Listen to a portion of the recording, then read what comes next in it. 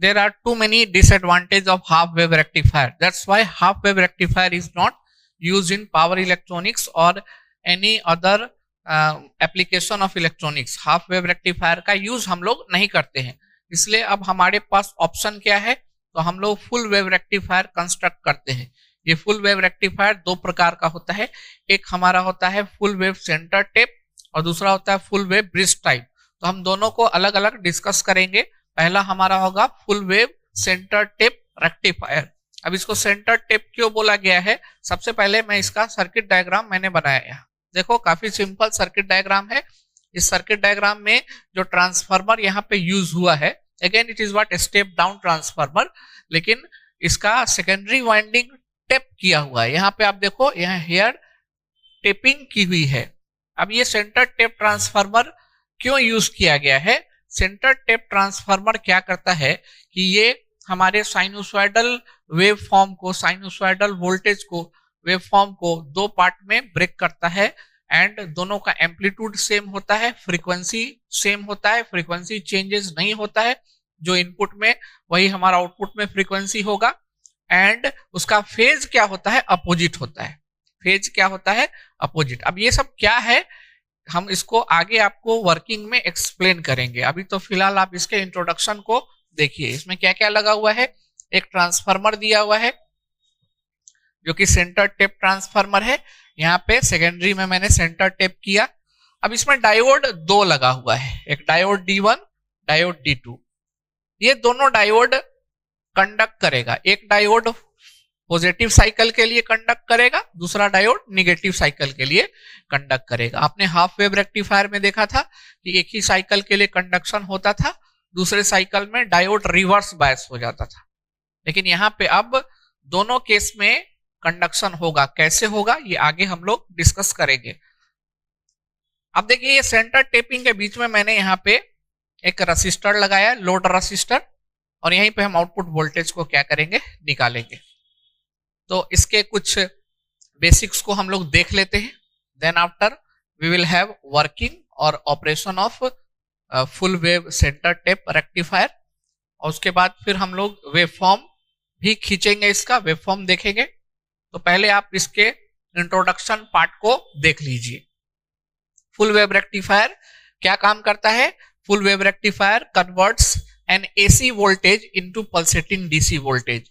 ये AC voltage को pulsating DC voltage में क्या करता है, कन्वर्ट करता है। इसमें कन्वर्ट करता है, पल्सेटिंग डीसी वोल्टेज में ये कन्वर्ट करता है। ठीक है, जिसको मैंने V0 से दिखाया है और VI से मैंने एसी वोल्टेज को दिखाया है।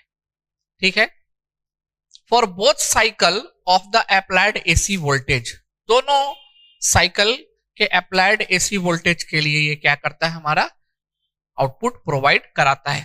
ठीक है, और इसी पर्पस के लिए कि दोनों साइकिल में कंडक्शन हो, दोनों साइकिल में आउटपुट मिले, इसी पर्पस के लिए हमने इसमें दो डायोड का यूज किया है, diode D1 and diode D2। ठीक है, diode feed to a common load RL with the help of centre tap transformer. और ये दोनों डायोड जो है ये कॉमन, इस पॉइंट पर देखो कॉमन है ना, इस पॉइंट पर कॉमन है, और जो कि फेड करेगा, करंट को फेड करेगा। डायोड फीडिंग मतलब डायोड से जो करंट निकलेगा वो दोनों जो करंट निकलेगा D1 और D2 से एक साइकिल के लिए और फिर दूसरे साइकिल के लिए, वो दोनों फेड कहाँ होगा, तो लोड रेसिस्टेंस में होगा। दोनों कहाँ फेड होगा, लोड रेसिस्टेंस में। तो एक साइकिल में एक डायोड कंडक्ट करेगा, उसके नेक्स्ट साइकिल में दूसरा डायोड कंडक्ट करेगा। ठीक है, नेक्स्ट मैंने लिखा है कि a centre tap transformer is the one which produces two sinusoidal waveform. इधर से जो हम साइनोसॉइडल वेवफॉर्म देंगे उसको ये दो पार्ट में क्या करेगा, दो पार्ट में कन्वर्ट करेगा, डिस्ट्रीब्यूट करेगा। Two sinusoidal waveform of same magnitude और फ्रीक्वेंसी, मैग्नीट्यूड सेम होना चाहिए, फ्रीक्वेंसी क्या होना चाहिए, सेम होना चाहिए। बट इन दोनों के बीच में जो वेवफॉर्म हम बनेगा वो आउट ऑफ फेज होगा। कैसा, तो देखो हम आपको यहाँ पे ड्रॉ करके दिखाते हैं। यहां सपोज दैट आपने एक सिग्नल दिया एक साइकिल का, तो यहां पे हमारा जो सिग्नल होगा वो कैसा होगा, ऐसा, और यहां पे जो सिग्नल होगा कैसा होगा, ऐसा। यही बोल रहा है कि same magnitude and frequency but opposite phase. Phase opposite है ना, फेज कहने का मतलब देखो ये इसका पॉजिटिव और इसका निगेटिव, इन दोनों के बीच में कितने का फेज शिफ्ट है, 180 डिग्री का। एक पॉजिटिव पोर्शन है तो उसका जस्ट उसी हाफ में निगेटिव पोर्शन है, तो दोनों के बीच फेज शिफ्ट कितना हुआ, 180 डिग्री का। बट दोनों का मैग्नीट्यूड और फ्रीक्वेंसी क्या होगा, सेम होगा। तो this is the introduction part, ये हमारा इंट्रोडक्शन पार्ट है, इसको आप एज ए इंट्रोडक्शन लिख सकते हैं, इंट्रोडक्शन। ठीक है, चलिए तो इतने पार्ट को पहले आप लिखेंगे, इसके बाद हम इसके वेवफॉर्म ड्रॉ करेंगे और वर्किंग ऑपरेशन को एक्सप्लेन करेंगे। ठीक है, लिखिए इसको।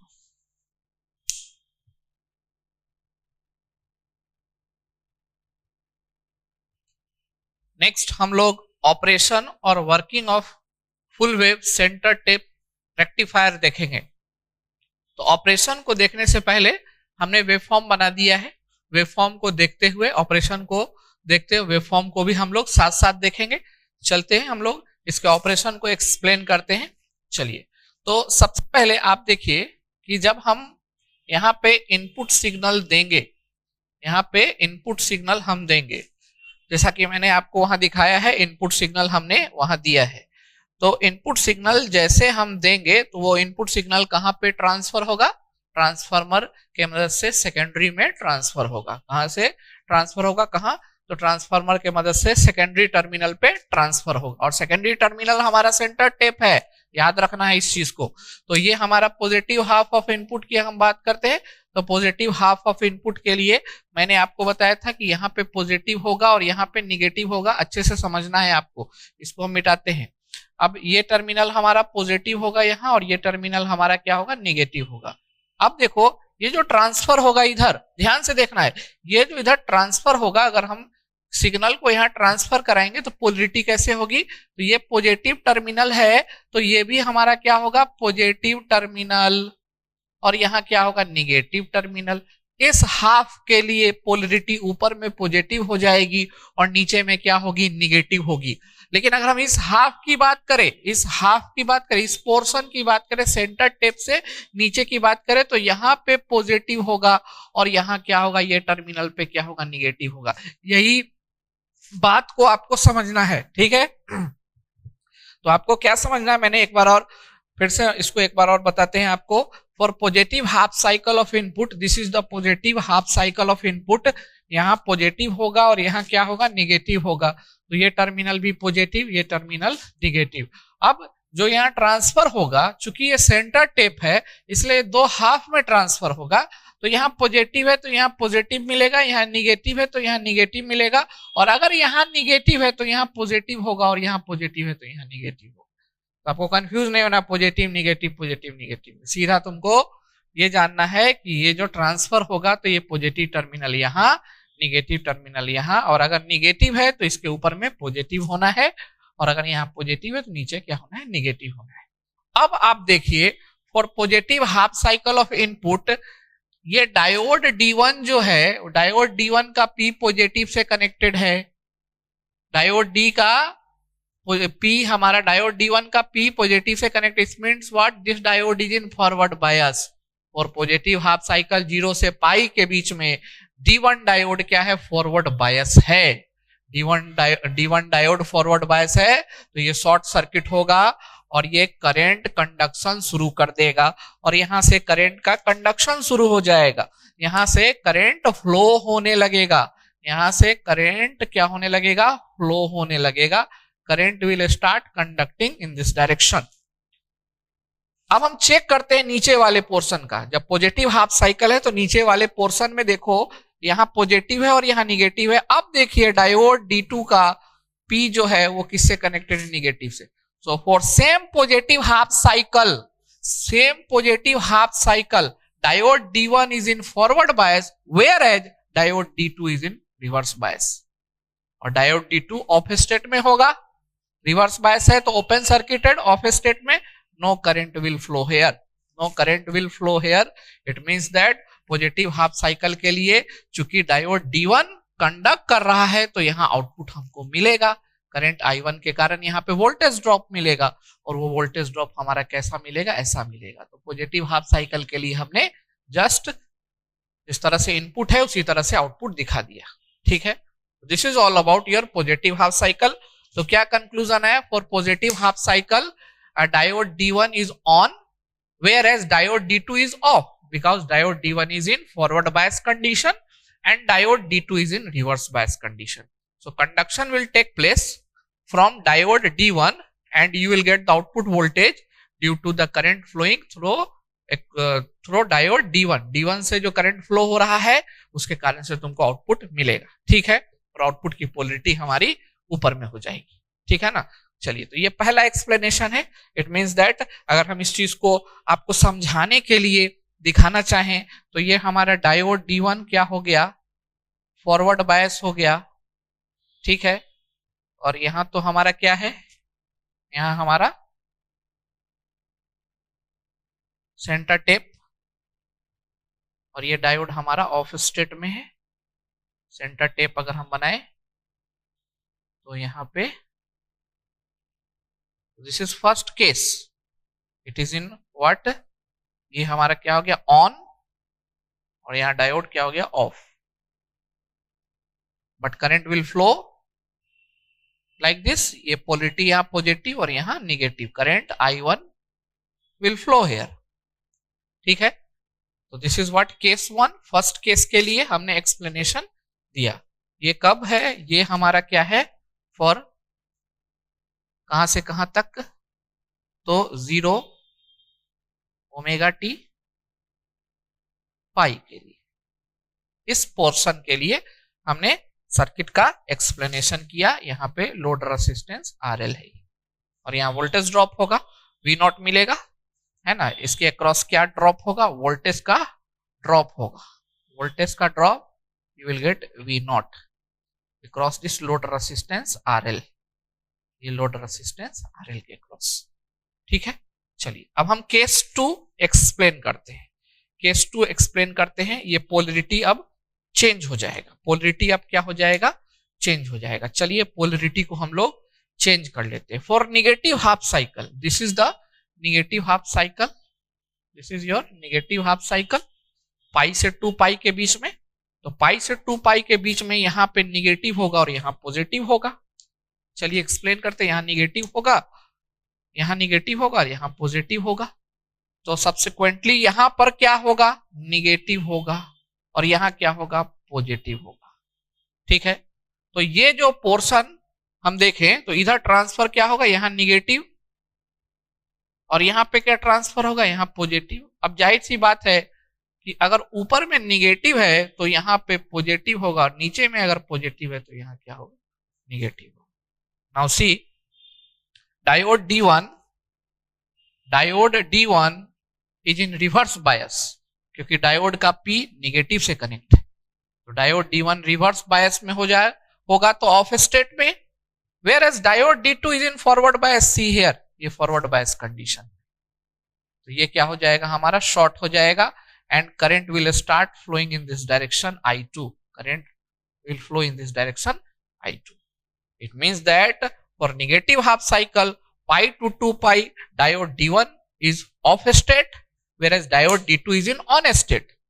Diode D2 is in on state. Diode D2 हमारा क्या है, on state में है, diode D1 हमारा किस state में है, off state में है। अगर हम इसका डायग्राम देखना चाहें तो इसका हम डायग्राम कैसे आपको दिखा सकते हैं।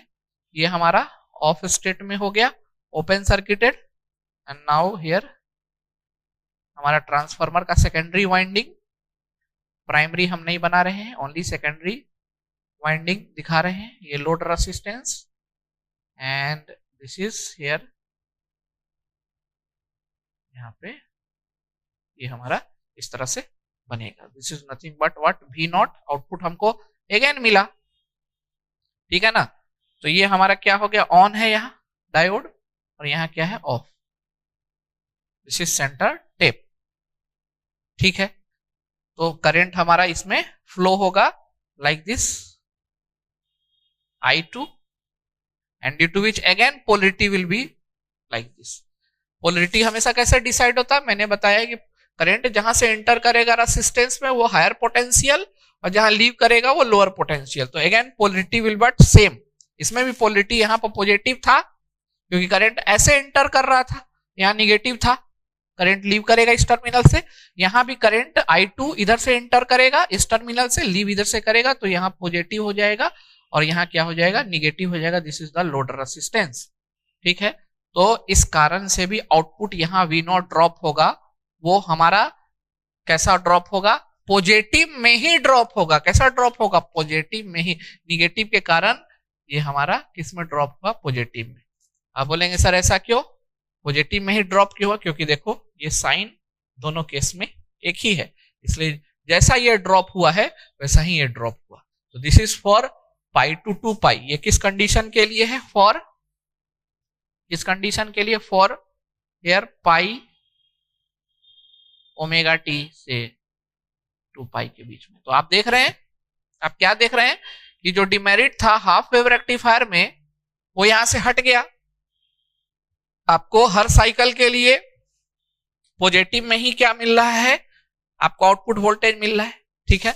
अब नीचे देखो, ये तो आइडियल डायोड केस के लिए मैंने बनाया है, मोस्ट ऑफ द केस आप बुक में आइडियल डायोड के लिए ही देखेंगे, प्रैक्टिकल डायोड के लिए आप नहीं देखेंगे या फिर नॉन आइडियल डायोड के लिए नहीं देखेंगे। तो ये जो आउटपुट हमने लिया है इस दोनों डायोड को आइडियल मान के लिए है। अगर डायोड मेरा आइडियल नहीं है, प्रैक्टिकल है या नॉन आइडियल है, तो मैंने आपको बताया था ना कि डायोड तब तक ऑन नहीं होगा जब तक आप उसमें 0.3 अगर जर्मेनियम का डायोड बना है नहीं देंगे वोल्टेज, तो या फिर 0.7 वोल्ट अगर वोल्टेज नहीं देंगे सिलिकॉन के केस में, तो डायोड ऑन नहीं होगा। डायोड ऑन नहीं होगा तो करंट फ्लो नहीं करेगा, और करंट फ्लो नहीं करेगा तो आउटपुट वोल्टेज मेरा 0 रहेगा। इसलिए आप देख रहे हैं इस पोर्शन में क्योंकि निगेटिव डायरेक्शन में भी अब कंडक्शन हो रहा है तो निगेटिव वोल्टेज भी हमको देखना पड़ेगा। तो इस पोर्शन में ये जो पोर्शन आप गैपिंग देख रहे हैं ये इसी कारण से है क्योंकि डायोड मेरा नॉन आइडियल कंडीशन में है, सिलिकॉन का डायोड है तो 0.7 कम से कम वोल्टेज देना पड़ेगा तभी वो हमको आउटपुट देना शुरू करेगा, ठीक है। तो ये मैंने यहाँ पे वेव फॉर्म लिख दिया है और यहाँ इस दोनों को मैंने यहाँ पे एक्सप्लेन कर दिया है। यही हमारा क्या है, full wave centre tap rectifier, full wave centre tap rectifier. अब इसके वर्किंग को हम वहां लिख देते हैं तो ये हमारा क्या हो जाएगा, कंप्लीट हो जाएगा इसका थ्योरेटिकल पार्ट। आप पहले नोट कर ले, इस दोनों को वर्किंग के हिसाब से हम लिख सकते हैं या लिख भी सकते हैं हम आराम से। अब तो इसमें कुछ है नहीं, बस खाली वर्डिंग लिखना है। तो हम यहाँ पे लिख सकते हैं कि फॉर पॉजिटिव हाफ साइकिल हम क्या लिख सकते हैं, for positive half cycle, positive half cycle, cycle of input AC voltage,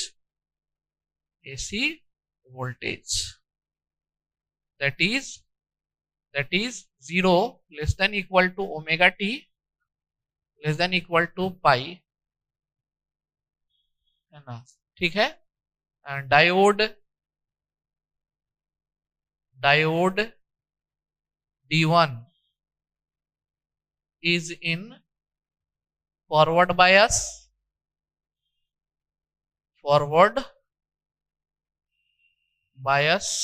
to conduct is in forward bias to conduct, that is on, ठीक है, ऑन होगा, ठीक है। And we get the output voltage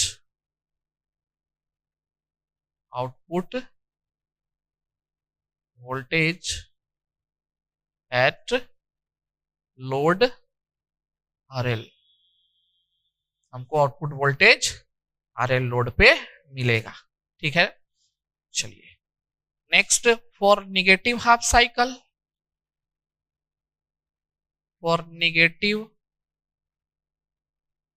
half cycle of input AC voltage, that is कौन सा cycle हो गया इसके लिए, पाई 2 पाई, ठीक है ना। Diode DY forward bias to conduct on and we get the output load RL। यहां पर एक पॉइंट और आपको ऐड करना पड़ेगा, diode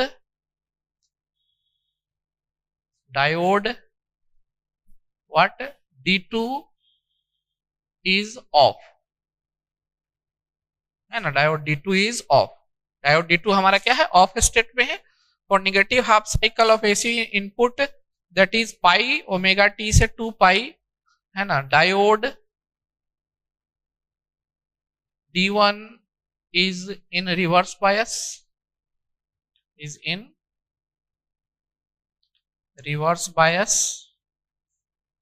so it will not conduct,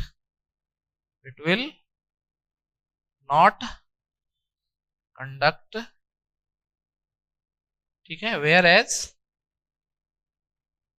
diode D2 is in reverse bias, forward bias to conduct, ठीक है, and drop output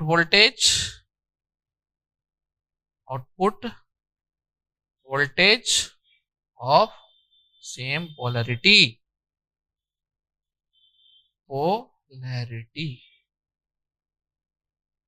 ठीक है ना, same polarity at load RL, load resistance या लोड RL। तो ये इसका 2 पॉइंट में हम क्या एक्सप्लेन कर सकते हैं, इसके वर्किंग ऑपरेशन को हम एक्सप्लेन कर सकते हैं, ठीक है। ये वाला डायग्राम आप फर्स्ट वाले के नीचे बनाएंगे, फर्स्ट पॉइंट के नीचे, और ये वाला डायग्राम आप सेकंड पॉइंट के नीचे बनाएंगे, ये वेव फॉर्म को बना देंगे। So this is all about your full wave centre tap rectifier, full centre tap rectifier का ये पूरा एक्सप्लेनेशन है, ठीक है। ये हमारा क्या हो गया, इसका ऑपरेशन हो गया। दिस इज वेव फॉर्म, ये हमारा क्या है, वेव फॉर्म है।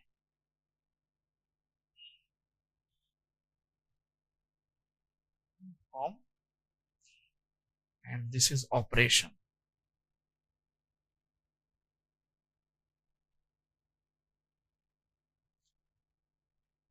ठीक है। And this is circuit diagram,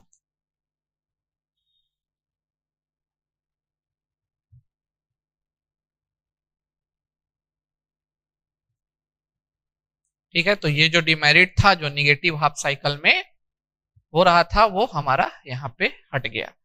अब ये आप बहुत सारे स्टूडेंट को इसमें कंफ्यूजन भी होता है कि सर ये निगेटिव हाफ साइकिल, तो निगेटिव नीचे बनना चाहिए। नो, क्योंकि पोलरिटी मैंने बार बार बताया आपको कि पोलरिटी दोनों केसेस में आप सेम है, यहाँ भी पॉजिटिव यहाँ निगेटिव, और इस केस में भी यहाँ पॉजिटिव यहाँ निगेटिव, क्योंकि करंट इसमें इस टर्मिनल से एंटर करेगा I1 से, जब ये डायोड D1 ऑन होगा, ठीक है, और इस केस में इस साइड से जब डायोड D2 हमारा ऑन होगा। तो ये वाला जो पोर्शन देख रहे हैं ना, इसमें हम यहाँ पे ऐसा एक लिख भी सकते हैं कि D1 क्या होगा, ऑन,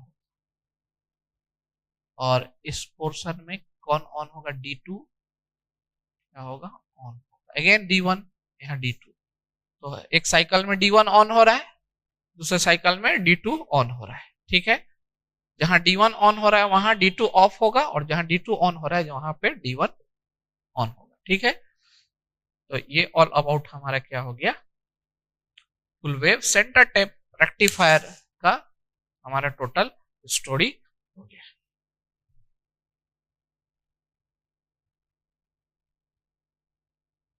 चलिए, तो कुछ इसके मैथमेटिकल पैरामीटर को हम लोग देख लेते हैं। अब हम यहाँ पे डेरिवेशन नहीं करेंगे, डेरिवेशन मैंने आपको एक पार्ट में हाफ वेव रेक्टिफायर में बता दिया है, आप फुल वेव रेक्टिफायर में उसको निकाल के देख सकते हैं, सिर्फ मैंने वैल्यू लिख दिया है। तो मैथमेटिकल एनालिसिस में जो डिफरेंट पैरामीटर्स होंगे उसका वैल्यू क्या होगा इस केस में, इस चीज को आपको यहाँ पे देखना है। तो सबसे पहले एवरेज वैल्यू ऑफ वोल्टेज, जिसको DC value of the voltage भी बोला जाता है, ये कितना होगा 2 Vm/पाई।